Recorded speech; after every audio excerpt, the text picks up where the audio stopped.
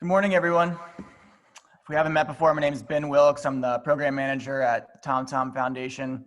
I want to thank you all for being here with us today. Today's event is part of a 7-week virtual series called the Cities Rising Summit. Cities Rising will explore critical issues surfaced by the COVID-19 pandemic and the movement for racial justice, especially as they relate to small and mid-sized cities across America. All Cities Rising events will be pay what you can, thanks to the support of our sponsors and community members like you. If today's program resonates you, we ask that you please consider becoming a contributing member to the foundation. You can do so on our website, tomtomfoundation.org/give. All talks throughout Cities Rising will be recorded. So if you enjoyed today's session, please subscribe to our YouTube channel and feel free to share it with friends and colleagues. Note the chat in the bottom of your Zoom browser. You can use that to connect with other participants on the call here today and share any questions or insights you have.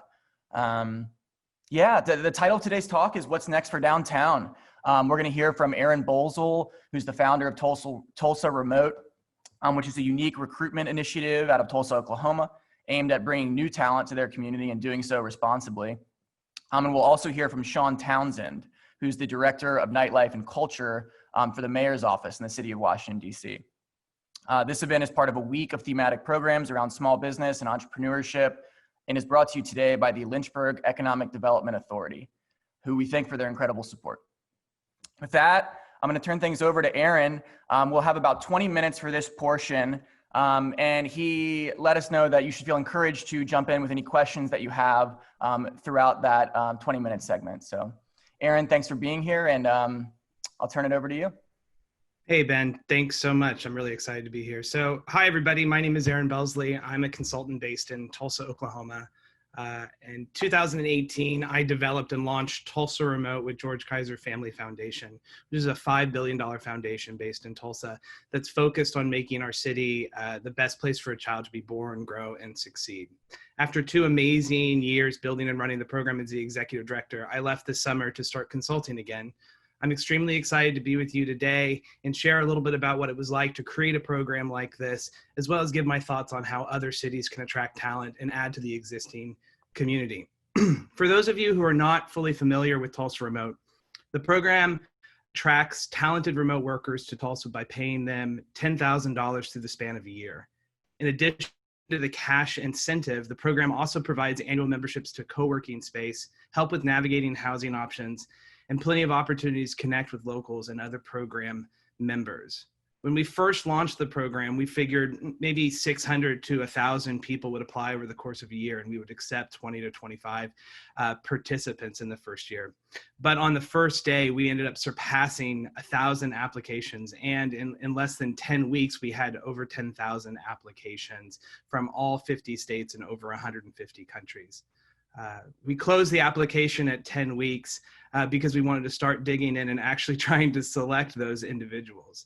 The number would have been far higher of applicants had we not done that. I think we had over 12,000 people sign up to be notified when the program relaunched. So how do you take 10,000 people and narrow it down to 25? As we dug into the applications, we saw the amazing caliber of people applying and knew that limiting the first year to 25 just wasn't the right thing to do for the community. And so we decided to expand it and invite 100 people to participate in the first year. So of those 100 people that we invited, 70 took us up on that offer, and a total of 115 individuals moved to Tulsa in the first year of the program. Because of the success of the 2019 group, we decided to expand the program in 2020. And the second year, which the current year, is on track to being even more successful than last year. I think over 300 people have now moved to Tulsa through the program since its inception. While all these numbers are impressive, what's truly staggering is the quality of the people the program has brought to Tulsa and the amount of impact they're already having on the. So the big question is, how did we attract these amazing humans? We told them that they would be welcomed, and we helped them make a difference. That, I think, is the biggest difference. And I leveraged my own experience to try to create something authentic. So I'm originally from Tulsa, but after graduating, I did what many other kids do, and I left. I left for college. And for me, that was Boston. After graduating, I got a job in New York City. 2 years later, I got an offer of a lifetime and moved to San Francisco to work at Apple iTunes. And I honestly thought that was going to be it. My life was going to be in the Bay Area. And working at Apple during its historic growth was nothing short of incredible. But honestly, after 8 years, I started getting restless. The company had grown and I didn't feel like I was making as big of an impact as I had in the past. So I decided to leave and start consulting on my own. Nearly all of my consulting work was in LA, and I started spending most of my time in Southern California. After a year of living in a hotel during the week and catching up with laundry and errands in San Francisco on the weekend, I decided something needed to change. I wasn't really able to build a community in LA, and my community in San Francisco was definitely failing because I wasn't there. And things had changed a lot since I left Apple and was no longer in the office. I still had a bunch of friends, but a lot of my friends got their social connection with each other during the day in the office and then spent time with family in the evenings. Also, with the structure of the Bay Area, people were going in totally different directions every day. So I started wondering why I was living in one of the most expensive cities in the world when my job and my family didn't require me to do it. I knew one thing is that I didn't want to move to LA, even though all my work was down there. I just didn't like the idea of, at 36 years old, starting over for a fourth time in such a huge city. I mean, I like the city, but it just seemed absolutely exhausting. And I realized that I probably wasn't the only one. So I started doing what many people in San Francisco do, and I started thinking about where else I wanted to move. I went down the list that everybody goes through these days: Portland, Denver, Austin, Nashville. But for me, there was one other city on the list, and it was a city that few other people seemed to have on theirs, which is my hometown. I'd been lucky and I'd gotten to see the huge progress that Tulsa has been making throughout the 15 years I had been gone when I came home for holidays or family events.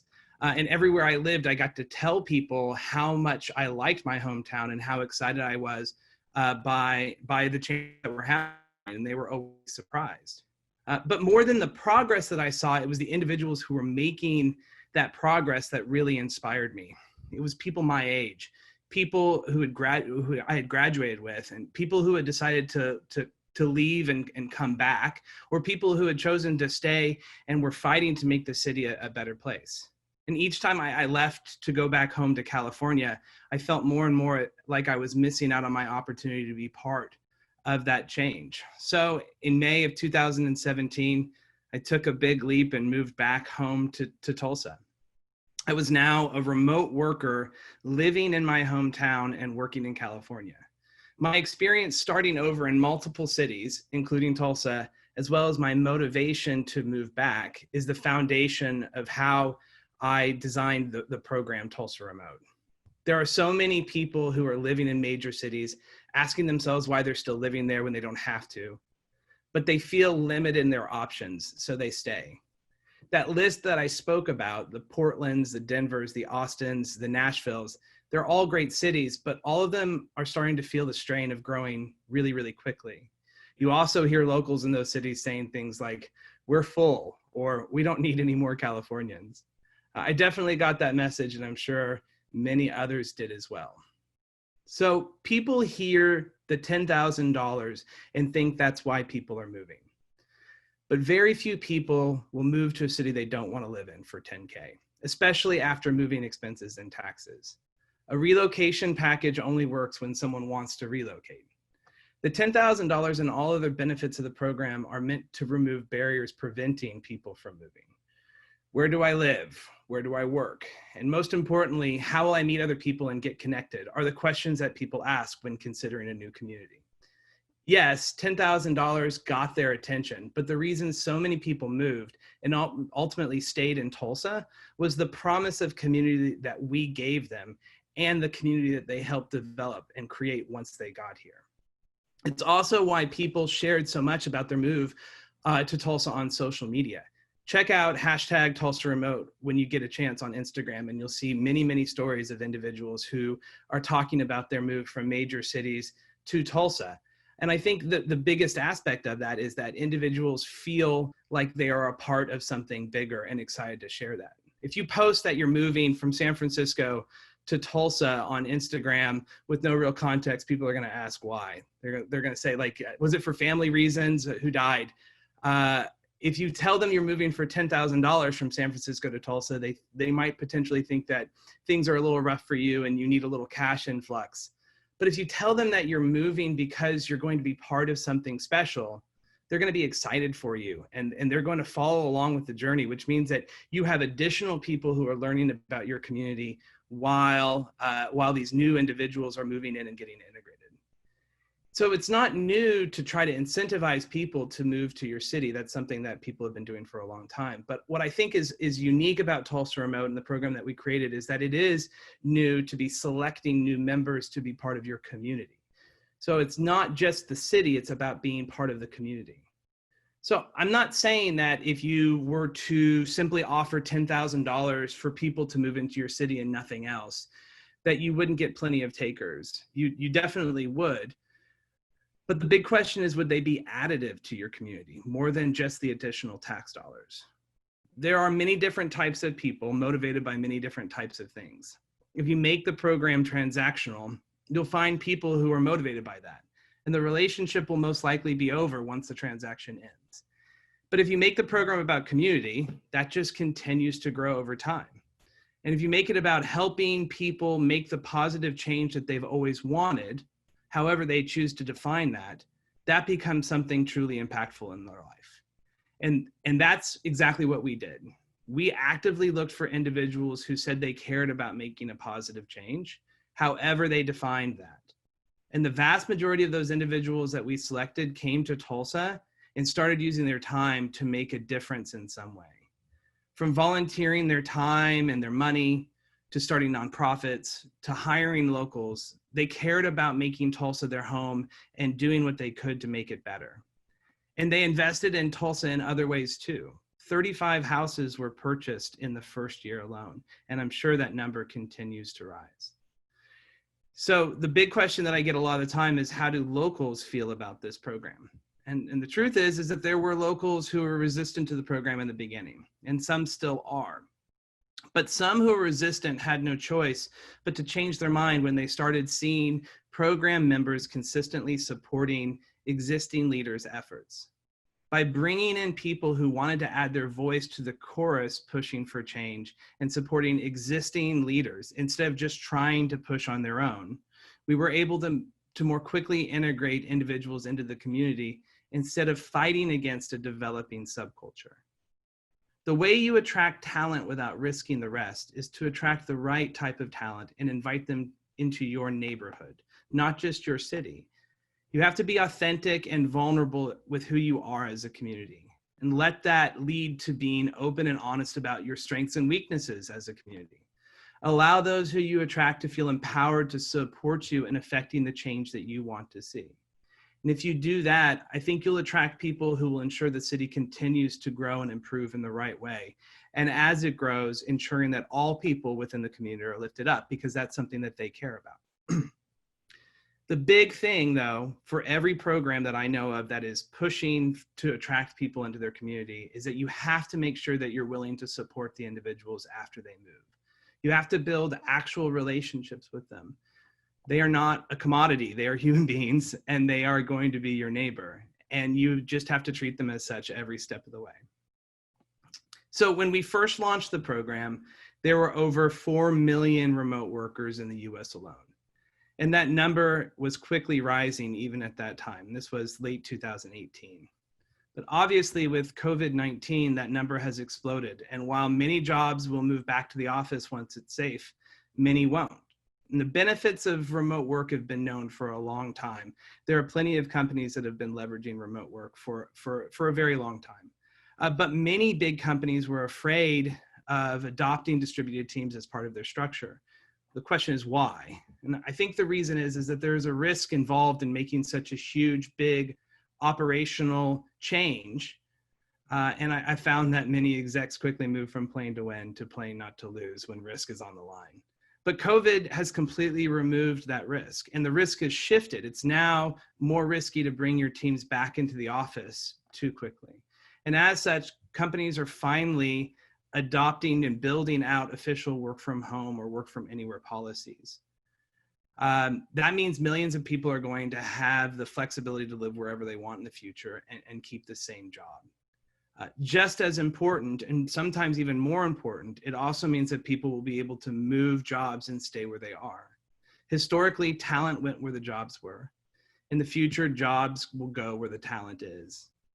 Where one lives will be influenced by other factors. The future of work is really about the future of life.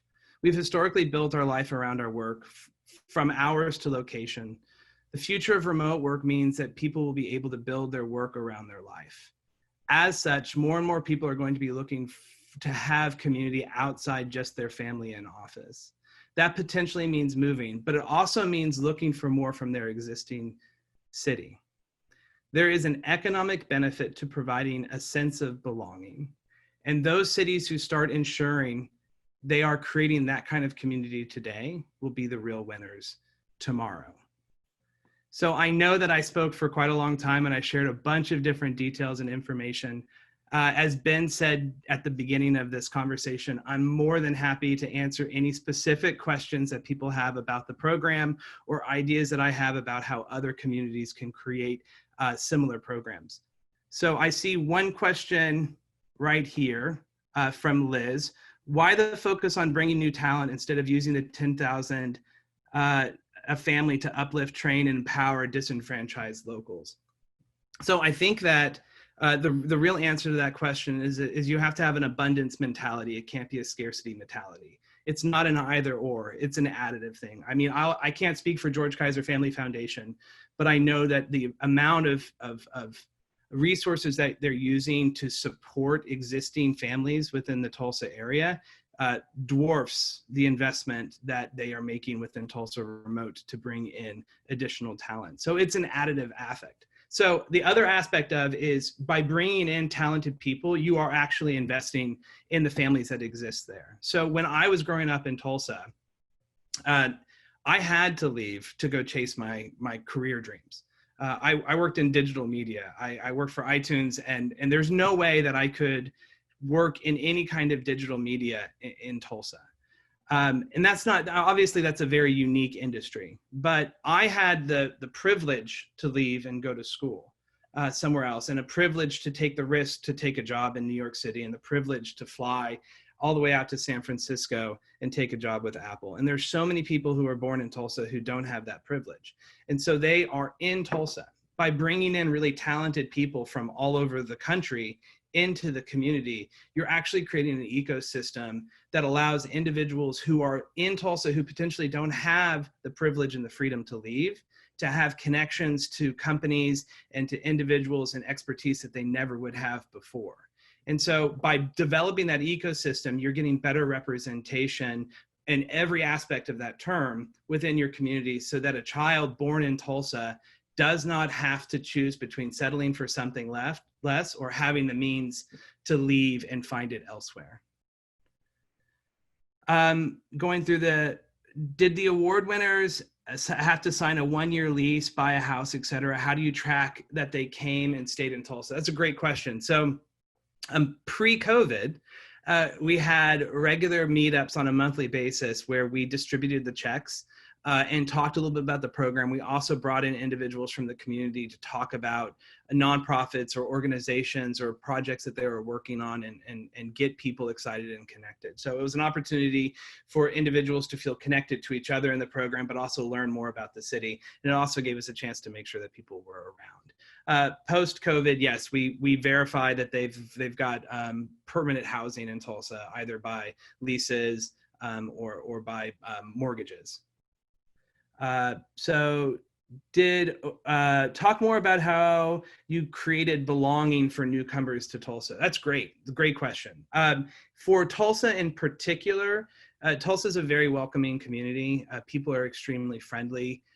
What we did to create that sense of belonging in Tulsa was to ensure that, first of all, the Tulsa Remote cohort as a whole had the ability to communicate and feel connected to each other. That was meant to be a foundation and a support to each other.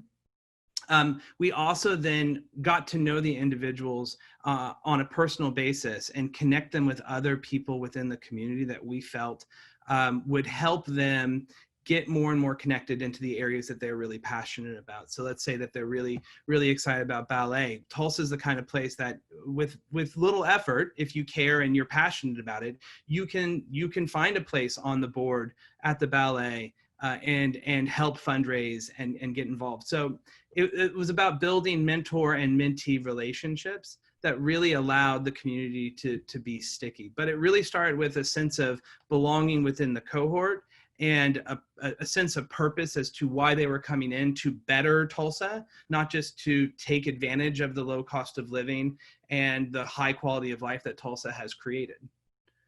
How did you ensure that award winners were of diverse intersectionalities to avoid gentrification? That's great. So gentrification is an interesting word. Displacement is something that I think is more important of a thing to consider. So whenever we had applicants come through, part of the application process, one of the questions said, we are focused on ensuring that Tulsa is the most diverse and inclusive community possible. And I think inclusion and equity are extremely important aspects of the program. How would you, as a participant, add to that inclusion or diversity? And based on those questions, we got a lot of really amazing information. We tried our best to remove any kind of implicit or unconscious in the application process. So we didn't ask a lot of questions that normally you would see within within an application about people's identifications, race or gender. But what we did find out is that through these kind of questions and by removing traditional pedigree questions, we got an extraordinarily diverse group of applicants and in turn, an extraordinarily diverse in every sense of the way cohort. How did the program decide who was a good candidate and how did you market the program to attract them? Well, first off, we didn't really have to do a lot of marketing. We were extraordinarily lucky that the story just caught fire and social media blew it up. It was shared a number of times. We were the #1 trending story on LinkedIn for multiple days. I think in the end, we've had over 3 billion in reach worldwide from media pieces. Everything from CBS Sunday Morning to the New York Times has written about the program. So we've been extraordinarily lucky in that way. But how the program decided whether or not somebody was a good fit, it really came down to motivation of the individual. It was, were these individuals excited to truly invest in a community, and did they actually want to try to make a new place their home? If they were looking for, they're looking more for what they could give to the community than what they were going to be able to get from it. Obviously, we want to give them quite a bit, but really that was the differentiator. And once we understood kind of that motivation, I think we had a good understanding of whether or not that person would be a good fit. We were less concerned about the industry that they represented or the amount of money that they made or what school they went to, and really we're more focused on creating a truly diverse group because honestly, that was the kind of environment that I wanted to live in. So Ben, I think that's about time. Is that right? Yeah, I think that's a good place to stop, Aaron. Thank you so much for sharing. If folks wanted to get in touch about to ask more questions, is there a good way of doing that with you? Yeah, absolutely. So my email address is very, very easy. It's just my first initial A at Bellsley.com. So A@BOLZLE.com. Great. Thanks for sharing that and for sharing your story and insights. We really appreciate it.